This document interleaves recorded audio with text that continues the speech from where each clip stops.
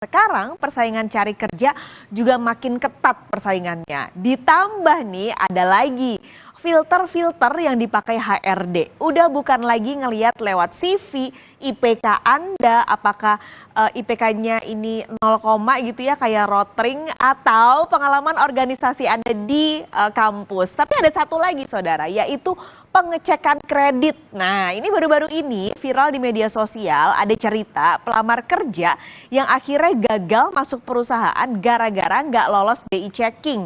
Karena ternyata ketahuan tidak patuh membayar tagihan utang. Lalu pertanyaannya nih, apa sih BI checking, kok sekarang perusahaan pakai itu untuk memfilter calon karyawan mereka? Jadi BI checking ini saudara adalah layanan untuk mengecek tingkat kepatuhan seseorang membayar cicilan.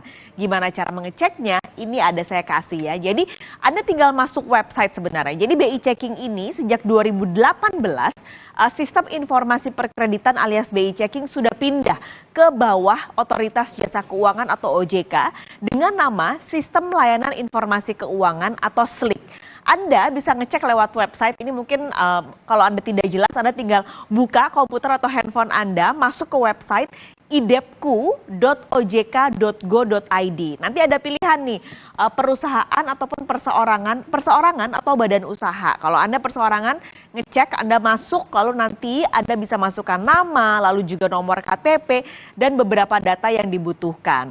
SLIK ini sebenarnya bisa dipakai untuk beberapa hal. Pertama, bisa mulai atau memperlancar proses penyediaan dana, lalu penerapan manajemen risiko kredit, sampai ini yang dilakukan beberapa perusahaan sekarang, yaitu verifikasi kerjasama pelapor SLIK untuk ngecek tingkat kepatuhan bayar cicilan seseorang. Nah, ini lagi-lagi tadi saya sampaikan bahwa beberapa perusahaan mulai mengecek calon karyawannya dengan kepatuhan tersebut. Tapi kemarin saya coba, tadi pagi juga saya coba pengen ngecek apakah saya masuk dalam daftar ini.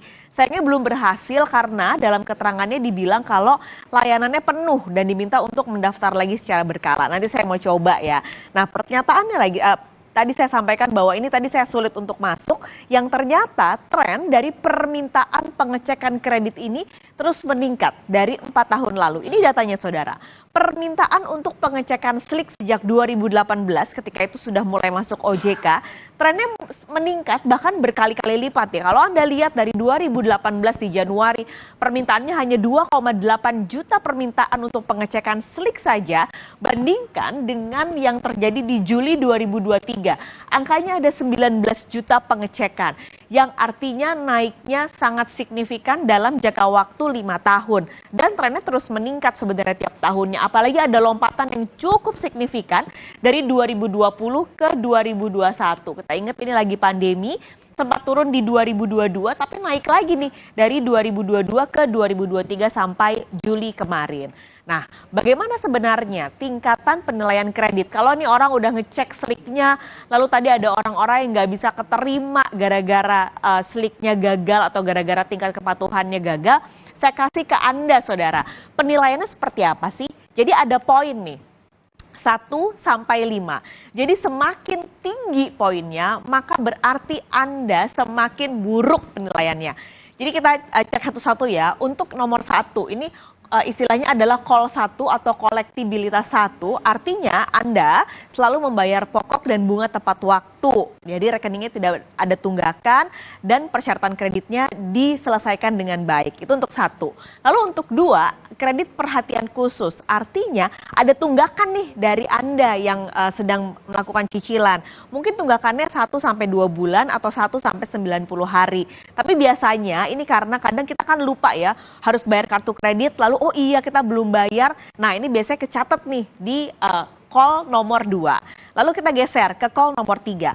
Call nomor 3 yang artinya adalah kredit tidak lancar. Artinya Anda pernah nunggak dari jangka waktu 91 sampai 120 hari atau 3 sampai 4 bulan. Jadi semakin panjang nih. Kalau ini udah bukan lagi gara-gara lupa bayar tagihan, tapi emang nggak bisa bayar tagihan karena rentang waktunya semakin panjang.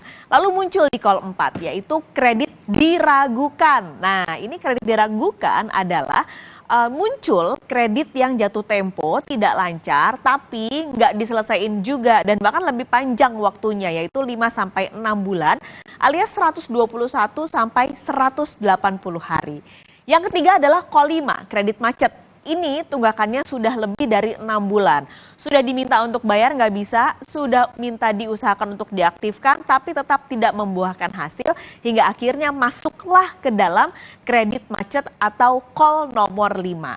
Nah ternyata maraknya orang-orang yang ngecek di Slick ini juga karena seiring dengan maraknya pemakaian pay letter. Sekarang gampang banget untuk minta kredit atau bayar kredit atau cicilan hanya dengan handphone, nggak perlu verifikasi macam-macam, kita bisa pakai pay letter. Pertanyaannya gimana nih kalau kita udah tercatat dan masuk dalam call dengan nomor yang cukup tinggi 3, 4, atau 5? Ada beberapa saudara tipsnya. Saya berikan kepada Anda. Yang pertama, tentunya Anda harus ngecek dulu ya, apakah Anda masuk call 1 sampai 5 di mana nih? Kalau call 1 tentu bagus, call 2 nah hati-hati karena artinya Anda sudah mulai mau masuk call-call yang tinggi, apalagi kalau Anda masuk di call 3, 4, 5. Kalau Anda masuk di call 3, 4, 5, segera lunasi kewajiban Anda, itu udah salah satu atau langkah yang paling harus dilakukan tentu saja ya. Karena kalau Anda sudah bayar, maka nanti call-nya juga tentunya akan hilang. Dianulir seiring dengan pembayaran cicilan Anda. Biasanya kalau Anda sudah nyicil, sudah lunas, nantinya pembaruan data baru akan terjadi 30 hari setelah Anda membayar utang ataupun cicilan Anda. Jadi ingat, sekali lagi kalau Anda mau cicil, Anda mau utang, jangan mencicil untuk hal-hal hedon ya, karena itu tercatat di Slick dan jangan sampai akhirnya membuat masa depan Anda ketika Anda mau mencoba peruntungan di beberapa perusahaan jadi gagal karena kualitas kredit Anda yang tidak baik. Oke, kita akan bergeser nanti usai jeda saudara. Sapa Indonesia Pagi akan kembali dengan informasi kualitas UMKM lokal masih timpang di tiap daerah, ditambah literasi dan infrastruktur digital yang juga belum merata. Jadi PR menuju UMKM yang makin berkualitas di dalam negeri. Jangan kemana-mana, Sapa Indonesia Pagi, Kompas Bisnis segera kembali.